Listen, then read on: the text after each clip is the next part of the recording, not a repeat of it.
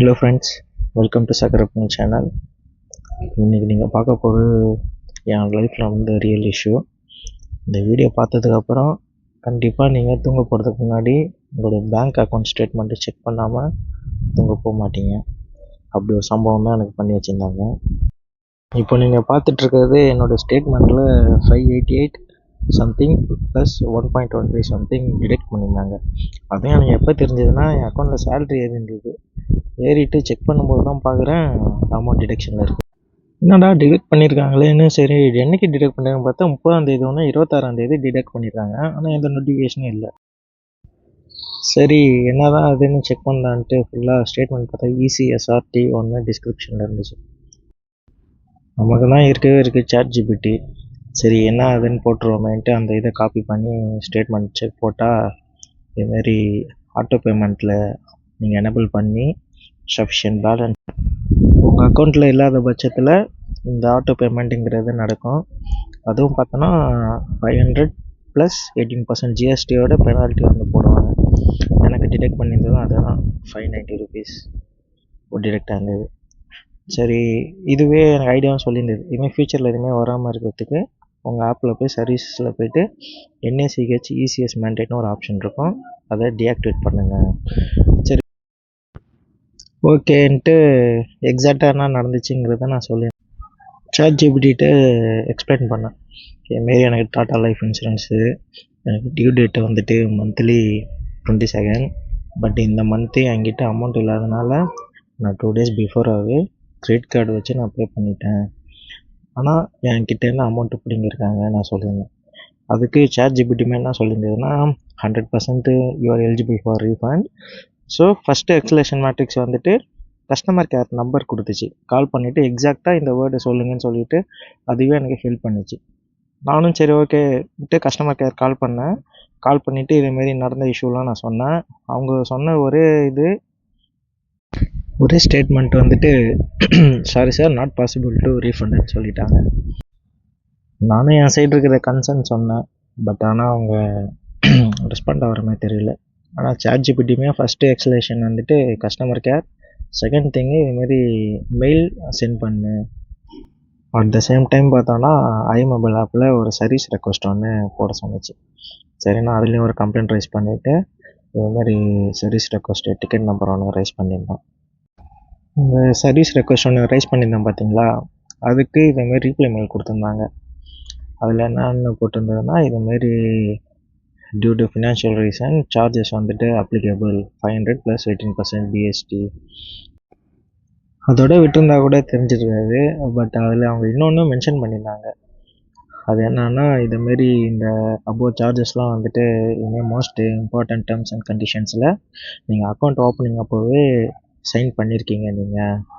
So official document அக்ரிமெண்ட்லாம் நீங்கள் வந்துட்டு valid பண்ணிட்டு தான் நீங்கள் அதை அக்செப்ட் பண்ணியிருக்கீங்க. ஸோ இதை எங்களால் ரீஃபண்ட் பண்ண முடியாதுங்கிற மாரி அந்த சர்வீஸ் ரெக்வஸ்ட்டு ரைஸ் பண்ணதுக்குமே ரிப்ளை மெயில் கொடுத்துட்டாங்க. இதில் வந்துட்டு என்னோடய கொஸ்டின் என்னன்னா, அந்த டேர்ம்ஸ் அண்ட் கண்டிஷன்ஸில் பே பண்ண ப்ரீமியமுக்கு 18% GSTயோட பெனால்ட்டி இருக்கா? அதுதான் என் கேள்வி. நான் பார்த்த வரைக்கும் எந்த டேர்ம்ஸ் அண்ட் கண்டிஷன்ஸ்லையும் பே பண்ண ப்ரீமியமுக்கு இந்தமாரி நான் பெனால்ட்டி நான் எங்கேயும் பார்த்தது கிடையாது. இவங்க இங்கே தான் என்னை வந்து இன்னும் ட்ரிகர் பண்ணி விட்டாங்க. நான் சொல்ல வர கன்சர்ன் என்னான்னு புரிஞ்சிக்காமல் சும்மா கடமைக்குன்னு ஒரு டெம்ப்ளேட் மெயில் ஒன்று வச்சுருப்பாங்களே, அந்த மெயிலை மட்டும் ரீப்ளை பண்ணி விட்ருக்காங்க. டெம்ப்ளேட்டை காப்பி அண்ட் பேஸ்ட் பண்ணி. நான் தான் 2 days பிஃபோராகவே என்னோடய ப்ரீமியம் பே பண்ணிட்டேன். அந்த ப்ரீமியமுக்கு பே பண்ண ப்ரீமியமுக்கு பெனால்ட்டின்னு நான் இந்த டேர்ம்ஸ் அண்ட் கண்டிஷன்ஸையுமே நான் பார்த்ததே கிடையாது. நான் சொல்ல வரதே புரிஞ்சிக்காமல் ஜஸ்ட் ஏதோ ஃபார்மாலிட்டின்னு ஒரு ரீப்ளை பண்ணணுமேனு அதை காப்பி அண்ட் பேஸ்ட் பண்ணி ரீப்ளை பண்ணி விட்ருக்காங்க. ஸோ நெக்ஸ்ட் லெவல் எக்ஸலேஷன் போயிடலான்ட்டு இதுமாதிரி சப்ஜெக்டில் ராங்ஃபுல் ECRSTN பெனால்ட்டி ப்ரீமியம் பெய்டுன்னு போட்டுட்டு அதுவே ஃபுல்லாக கண்டென்ட் கொடுத்துருந்தது. என்னன்னா இதுமாதிரி க்ரீவன்ஸு ராங்ஃபுல் பவுன்ஸ் சார்ஜு, நான் என் ப்ரீமியம் வந்து 20th நான் பே பண்ணிட்டேன். ஆனால் 22nd எனக்கு ஆட்டோ டெபிட் இனிஷியேட் ஆகி எனக்கு இப்போ அமௌண்ட் இல்லைன்னு சார்ஜ் வந்துட்டு போட்டிருக்காங்க. இது ஃபுல் அண்ட் ஃபுல் கிளியராக சிஸ்டமோடைய எரரு. பார்த்தா ஃபுல் கண்டென்ட்டு ரெடி ஆகிடுச்சு. இதுவே ஃபுல்லாக டைப் பண்ணி கொடுத்துருச்சு. சரி ஓகே. அப்படி சப்போஸ் எனக்கு 48 ஹவர்ஸில் வந்துட்டு ரீஃபண்ட் பண்ணலைன்னா நான் வந்துட்டு ஆர்பிஐயில் ஒரு அம்புட்ஸ்மன்ட்டுன்னு அண்டர் ராங்ஃபுல் லீவ் ஆஃப் சார்ஜஸ்ங்கிற செக்ஷனில் ஒரு ஃபார்மல் கம்ப்ளைண்ட் ஒன்று பண்ணுவேங்கிற மாரி மெயிலே இருந்துச்சு கண்டென்ட்டு. இது முழுக்க முழுக்க பார்த்தோன்னா பேங்க்கு ப்ளஸ் பில்லர், அதாவது டாடா ஏஐ, இது இவங்க 2 பேர்த்துக்கு நடுவில் இருக்கிற சிஸ்டம் வந்து சிங்க்ரனைசேஷன் ஏரர். ஸோ இதுக்கு நம்ம எப்படி பலியாட ஆக முடியும்? அதனால தான் அப்புறம் ஒரு ஃபார்முலாக ஒரு மெயில் ஒன்று போட்டேன். இதுமாரி உங்கள் டீம்லேயுமே நான் கேட்டேன். டீம்லேயுமே நாட் பாசிபிள்னு ஒரு ஸ்டேட்மெண்ட் கொடுத்துருக்காங்க.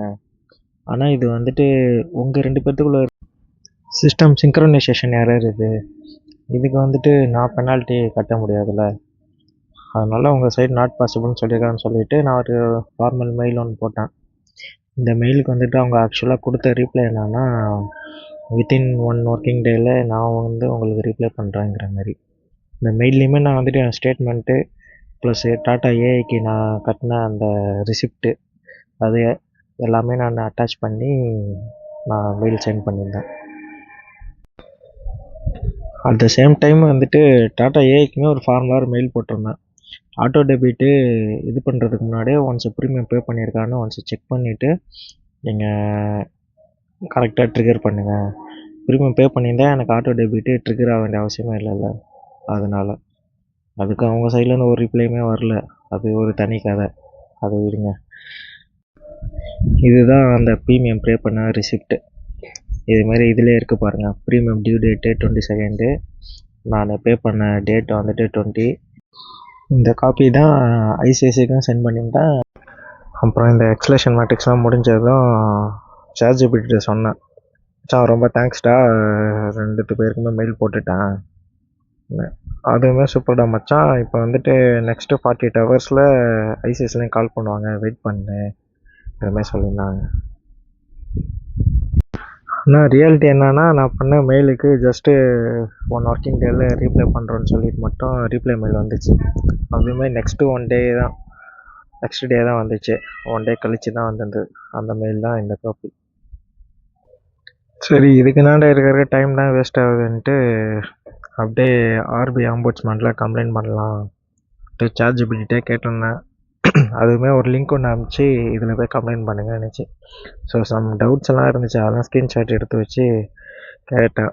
அதே கிளியராக ஸ்டெப் பை ஸ்டெப்பு எக்ஸ்பிளைன் பண்ணுச்சு. ஸோ உங்களுக்கும் ஏதாவது இதே போல் தெரியாத விஷயம் ஏதாவது இருந்துச்சுன்னா ஜஸ்ட்டு ஸ்க்ரீன்ஷாட் மட்டும் எடுத்து கேட்டிங்கனாலே அதை எக்ஸ்பிளைன் பண்ணிடுறோம். ஸோ நானும் அப்படி தான் அதோட ஹெல்ப்புனால தான் இப்போ ஃபுல் அண்ட் ஃபுல்லு கம்ப்ளைண்ட் பண்ணி டிக்கெட் ரைஸ் பண்ணேன். கம்ப்ளைண்ட் நம்பரும் எனக்கு சக்ஸஸாக வந்துடுச்சு. நெக்ஸ்ட் டேவே பார்த்தோன்னா எனக்கு ஐசிஐசிலேருந்து கால் பண்ணாங்க. கால் பண்ணிவிட்டு சாரி ஃபார் அப்பாலஜிஸ் கேட்டுட்டு இதுமாரி ரீஃபண்ட் நாங்கள் உங்களுக்கு ப்ரப்போஸ் பண்ணுறோம். அந்த இடத்துல என்னோடய கேள்வி என்னென்னா, இப்போ எங்கே போயிடுச்சு உங்களோட டேர்ம்ஸ் அண்ட் கண்டிஷன்ஸ்? அதுதான் அந்த இடத்துல என்னோடய கொஸ்டினாகவே இருந்துச்சு. Simply they said sorry. Next 3 days பார்த்தோன்னா ரெஸ்ட்டு. அதுக்கடுத்து அகைன் கேஸ் க்ளோஸ்னு சொல்லி எனக்கு ஆர்பிஐலேருந்து ஒரு மெசேஜ் வந்துச்சு. என்னடா கேஸ் க்ளோஸு, நம்ம இன்னும் அமௌண்ட்டுன்னு ரீஃபண்டே ஆகலையே. பார்த்தா இதுமாதிரி க்ளோஷர் லெட்டர் வந்துட்டு உங்களுக்கு நாங்கள் மெயில் பண்ணியிருக்கோம், மெயிலில் செக் பண்ணிக்கோங்க, அதில் உங்களுக்கு டீட்டெயில்ஸ் ஃபுல்லாக இருக்கும் என்ன சொல்லியிருந்தது. எனக்கு ஒன்றும் புரியல. சரின்னு அப்புறம் காப்பி பண்ணி இதுமாரி சார்ஜிபிலிட்டியே கேட்டிருந்தேன். அதுவுமே பார்த்தோன்னா இது காமன் இஷ்யூ தான். அந்த மெயிலில் வந்துடுற கண்டென்ட்டை ஓப்பன் பண்ணி படித்து பார்த்துட்டு என்ன இருக்குன்னு பாரு, ஏதாவது அதில் அவங்க ரீசன் போட்டிருப்பாங்க சம்திங். ஸோ அதை வந்துட்டு ரீஃபண்ட் ஆகிருக்கான்னு பாரு, என்ன ரீசனுக்காக இது இவங்க வந்து கேஸை க்ளோஸ் பண்ணியிருக்காங்கங்கிற ரீசன் அதிலே இருக்கும் சொல்லியிருந்தது. எனக்கு ஒன்றுமே புரியல. அன்றைக்கி வந்து ரீஃபண்ட் பண்ணுறேன்னு சொல்லியிருந்தாங்களே, ஆனால் ரீஃபண்ட் ஆகலை. ஆனால் கேஸ் க்ளோஸ்னு இப்போ வந்திருக்கேன்னு பார்த்துட்டு கேட்டிருந்தேன். ஆட்டோமேட்டிக்காக அதுவே எனக்கு அடுத்தடுத்து மெயிலுமே சஜஸ்ட் பண்ணிடுது. ஐசிஐசிக்கு ஒரு க்ரீவன்ஸ் மெயில் ஒன்று போடு, இதுமாரி எனக்கு ரீஃபண்ட் இன்னும் பெண்டிங்லேயே இருக்குதுன்னு அந்த ஸ்க்ரீன்ஷாட்டோட எடுத்து போடுன்னுச்சு. ஏன்னா எனக்கு ஐசிஐசி அன்றைக்கே சொல்லிட்டாங்களே ஆர்பிஐ கம்ப்ளைண்ட் பண்ண நெக்ஸ்ட் டேவே அமௌண்ட்டு ரீஃபண்ட் பண்ணுறேன்னு. ஸோ ரீஃபண்ட் ஆகலை, கேஸ் க்ளோஸ்னா இருக்குது. சரி அகைன் மெயில் போடணுமா என்னான்னு திங்க் பண்ணிகிட்டு இருந்தேன், அந்த ஸ்க்ரீன்ஷாட்டை வச்சு போடலாமான்ட்டு. அது ட்ரை பண்ணிகிட்ருக்கும் போதே எனக்கு பார்த்தோன்னா மேலே வந்துட்டு எனக்கு கால் வந்துச்சு. என்னடா ஏதோ கஸ்டமர் கேர் நம்பர் மாரியே இருக்கேன்னு அட்டன் பண்ணி பேசினா இதுமாரி ஒருத்தங்க பேசினாங்க. பேசிவிட்டு சார் இதுமாரி உங்களுக்கு நான் ரீஃபண்ட் க்ரெடிட் பண்ணிட்டோம், ஒன்ஸ் செக் பண்ணுங்கள். சரி ரீஃபண்ட் க்ரெடிட் ஆகிடுச்சா நம்ப முடியலையேன்ட்டு சரி ஓகே செக் பண்ணிவிடுவோன்ட்டு நானுமே போய்ட்டு செக் பண்ண ஸ்டேட்மெண்ட்டு அமௌண்ட் அப்படியே எனக்கு 590 சம்திங் எனக்கு வரணும். கரெக்டாக அந்த கால்குலேட் பண்ணால் எனக்கு அந்த அமௌண்ட் வந்தது. இதுமாரி பார்ஷியலாக பிரித்து என் அக்கௌண்ட்டில் க்ரெடிட் பண்ணியிருந்தாங்க. அந்த ட்ரான்சாக்ஷன் ஹிஸ்ட்ரியுமே நான் வந்துட்டு போட்டிருந்தேன். ஸ்டேட்மெண்ட்டு கால் பண்ணி போட்டிருந்தேன். சாட் ஜிபிடியும் பார்த்துட்டு ஓகே கரெக்டாக வந்துடுச்சு அமௌண்ட்டு. எக்ஸாக்ட்லி மெயிலில் ஐசிஐசிஐ என்ன உனக்கு க்ரெடிட் பண்ணுறேன்னு சொல்லியிருந்தாங்களோ அந்த அமௌண்ட்டு உனக்கு ரீஃபண்ட் ஆகிடுச்சி. உடனே நெக்ஸ்ட் ஸ்டெப் வந்துட்டு ஐசிஐசிஐலேருந்து மெயிலும் வந்துருந்தது இதுமாரி. நானும் அதுக்கு உடனே ஃபார்முலாக வந்துட்டு ஒரு ரீப்ளை மெயில் ஒன்று கொடுத்துருந்தேன். இதுமாரி thank you for your response. So இதுமாரி நான் வந்து என் கம்ப்ளைண்ட்டை நான் வித்ட்ரா பண்ணுறேன் சொல்லிவிட்டு போட்டிருந்தேன். பட் ஆனால் கேஸ் தான் க்ளோஸ் ஆகிடுச்சில்ல, நம்மளால் வந்துட்டு வித்ட்ரா பண்ண முடியாது, ஆல்ரெடி க்ளோஸ் ஆகிடுச்சி. அதனால் ஜஸ்ட் அந்த கேஸில் போய்ட்டு நம்ம ஃபீட்பேக் தான் போட முடியும், ஒரு பாசிட்டிவ் ஃபீட்பேக் மாரி. ஆக்சுவலாக இது எனக்கு நடந்தது வந்துட்டு ஒரு புதன்கிழமைனா எனக்கு அமௌண்ட்டு க்ரெடிட் ஆனது எனக்கு அடுத்த புதன் தான் க்ரெடிட் ஆச்சு. 7 டேஸில் இவ்வளோ ப்ராசஸ்ஸு. ஃபஸ்ட் டைம் கால் பண்ணேன், வேலைக்கு ஆகல, நாட் பாசிபிள் சொல்லிட்டாங்க. நெக்ஸ்ட்டு மெயில் போட்டேன், வித்தின் 1 ஒர்க்கிங் டேனாங்க. நெக்ஸ்ட்டு சர்வீஸில் ஐமொபைலில் போய்ட்டு சர்வீஸ் ரெக்வஸ்ட் ரைஸ் பண்ணேன். ஜஸ்ட் அந்த மெயிலில் பார்த்துட்டு இதெல்லாம் டேர்ம்ஸ் அண்ட் கண்டிஷன்ஸ்லாம் நீங்கள் எல்லாம் சைன் பண்ணி தான் இது பண்ணியிருக்கீங்க, அதனால் எங்களால் இது பண்ண முடியாதுன்னு சொல்லி கொடுத்துட்டாங்க. ஸோ இந்த 3ம் முடிஞ்சிருச்சு. அதுக்கடுத்து 4வதாக தான் நான் ஆர்பிஐட்ட போனேன். ஆர்பிஐட்டையுமே ஆன்லைனில் தான் கம்ப்ளைண்ட் போட்டு ஒரு நெக்ஸ்ட் டேவே எனக்கு ரிப்ளை வந்துச்சு ஐசிஐசிலேருந்து. நெக்ஸ்ட் டே வந்துட்டு இந்தமாரி எனக்கு வந்துட்டு ஆஃபர் பண்ணியிருந்தாங்க, இவ்வளோ அமௌண்ட்டு ரீஃபண்ட் பண்ணுறோன்ட்டு.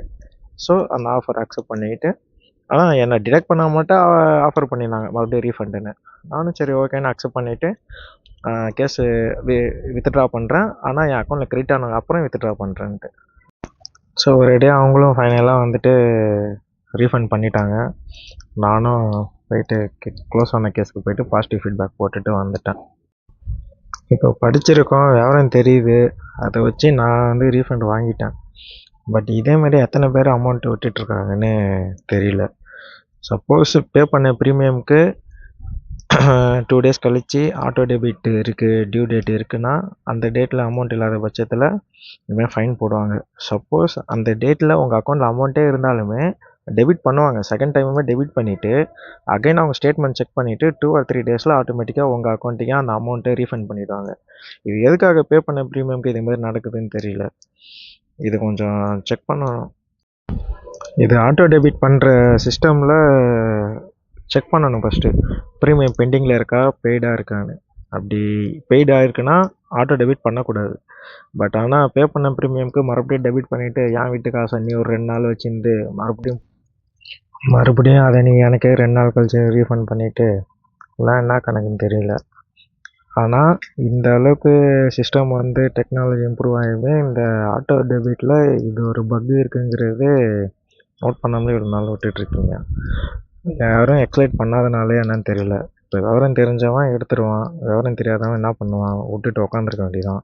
ஃபஸ்ட்டு 2 நாள் கால் பண்ணி கேட்பான், நாட் பாசிபிள், மெயில் போட்டான், டேர்ம்ஸ் அண்ட் கண்டிஷன் சைன்டு. ஆனால் எதுக்கோ இருக்க மெயிலில் அப்படியே டெம்ப்ளேட்டை காப்பி பண்ணி அனுப்புகிறானுங்க ரிப்ளை மெயிலு. சரி ஓகே ஃப்ரெண்ட்ஸ், நீங்களும் கொஞ்சம் உஷாராக இருங்க. கொஞ்சம் அப்பப்போ டிடெக்ஷன் ஆயிருக்காங்கிறத ஸ்டேட்மெண்ட் செக் பண்ணுங்கள். எதுக்காக டிடெக்ட் பண்ணியிருக்காங்களா, அது என்ன ரீசனாக டிடெக்ட் பண்ணியிருக்காங்கங்கிறத அந்த ஸ்டேட்மெண்ட்டை காப்பி பண்ணி இதுமாதிரி சாட் ஜிபிடியோ கோபைலட்டு இப்போ நிறையா வந்துடுச்சு, ஜெமினி அதெல்லாம், அதில் போட்டிங்கனால அதுவே உங்களுக்கு ஸ்கூல் பிள்ளைக்கு சொல்லித்தர மாதிரி சொல்லி கொடுத்துரும். கொஞ்சம் வீட்டில் இருக்கவங்களுக்கு கொஞ்சம் சொல்லிக் கொடுங்க. சொல்லிக் கொடுத்துட்டு இதுமாரி ஏதாவது நடந்திருக்காங்கிறத வெரிஃபை பண்ணுங்கள். அமௌண்ட்டு ப்ரீமியம் பெண்டிங் இருந்து டிடக்ஷன்னா ஓகே, ஏன்னா அமௌண்ட்டு சஃபிஷியன்ட் பேலன்ஸ் மெயின்டைன் பண்ணல, ஸோ டிடக்ஷன்னு. ஆனால் 2 டேஸ் பிஃபோராகவே எனக்கு தெரியும் அமௌண்ட் இல்லைன்னு, அதனால் 2 டேஸ் பிஃபோராகவே நான் ப்ரீமியம் பே பண்ணிட்டேன். அதுக்கு அவங்க நம்ம சைடு இஷ்யூங்கிற மாதிரி பெனால்ட்டி போட்டு ஆர்பிஐட்ட போகிற வரதுக்கு அப்புறம் தான் எனக்கு அது ரீஃபண்டே ஆச்சு, இல்லைன்னா அது எனக்கு ரீஃபண்டே ஆகிருக்காது.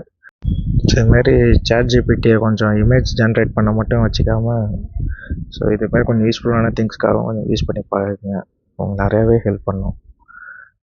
நீங்கள் நினைக்கிற மாதிரி ப்ராம்ப்ட் வேணும், சாட் ஜிபிடியில் ஒரு இது ரெடி பண்ணோன்னா அதை கரெக்டாக தான் நம்ம கேட்கணுங்கிற அவசியம் வந்துட்டு வீடியோ தான் நீங்கள் அனிமேஷன் வீடியோ தான் மேக் பண்ணுறீங்க, அந்தமாரி எதுக்காக தான் தேவை. பட் இந்தமாரி இஷ்யூக்கெலாம் நீங்கள் ஸ்க்ரீன்ஷாட்டே போதும்.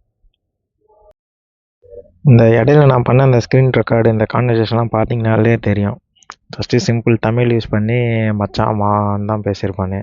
அதுவுமே மச்சான் தான் சொல்லி பேசணும். நம்ம எந்த மாரி பேசுகிறோமோ அதுவுமே அந்தமாரி தான் நம்மள்ட்ட ரிப்ளை பண்ணும். அதெல்லாம் ரொம்ப காம்ப்ளிகேட்டடு. அதெல்லாம் நீங்கள் திங்க் பண்ண வேணாம். இவ்வளோ பெரிய விஷயம் நான் எப்படி சொல்லுவேன் ப்ராம்ப்ட் யூஸ் பண்ணி, அதெல்லாம் தேவையில்ல. ஜஸ்ட்டு நீங்கள் பேசுகிற உங்கள் லாங்குவேஜில் நீங்கள் டைப் பண்ணி போட்டாலே வந்துடும். அந்த ப்ராம்ப்ட் ரிலேட்டட் திங்ஸ் எல்லாமே பார்த்தோன்னா, நம்ம ஏதாவது அனிமேஷன்ஸோ இல்லை இந்தமாரியான சுச்சுவேஷனில் வீடியோ வேணும், வீடியோ எனக்கு க்ரியேட் பண்ணி கொடு, இதேமாரி இருக்கணுங்கிறதுக்கு தான் நமக்கு அது. இந்தமாரி இதெல்லாம் சிம்பிள் லாங்குவேஜ் போதும். ஸோ எல்லோருக்கும் கொஞ்சம் சொல்லுங்கள். சொல்லிவிட்டு யாரெல்லாம் இந்தமாரி இஷ்யூ ஃபேஸ் பண்ணியிருக்கீங்கிறத கொஞ்சம் கமெண்ட்டில் போடுங்க, நானும் தெரிஞ்சுக்கிறேன். சப்போஸ் இதேமாரி ஏதாவது சார்ஜஸ் ரீஃபண்ட் வாங்கிட்டீங்களாங்கிறதையும் போடுங்க, தெரிஞ்சுக்கலாம். வீடியோ பார்த்ததுக்கு ரொம்ப தேங்க்ஸ். ஏதாவது கன்சர்ன் இருந்துச்சுன்னா சொல்லுங்கள். நன்றி.